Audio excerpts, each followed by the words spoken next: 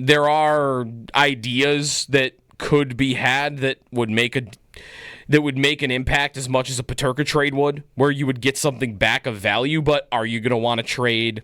You're not going to want to trade Alex Tuck away, right? No, I don't think so. I think that's probably off the table. You're not going to want to trade Tage away. Unless you're trying to do, that Huberdeau trade, right?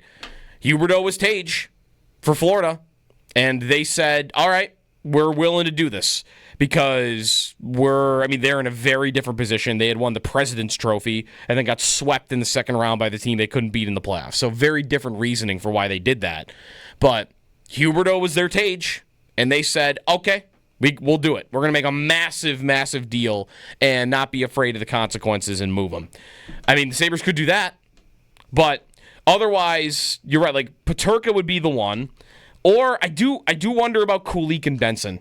Like, they would be the two that I would go to right after. Because that is, we're ready to win. Both guys have shown real promise, but 21 years old and 20 years old and playing big, meaningful roles for our team, nah, not this year. Mm-hmm. Like, we need to be older. We're not going to be the third youngest team in the league again.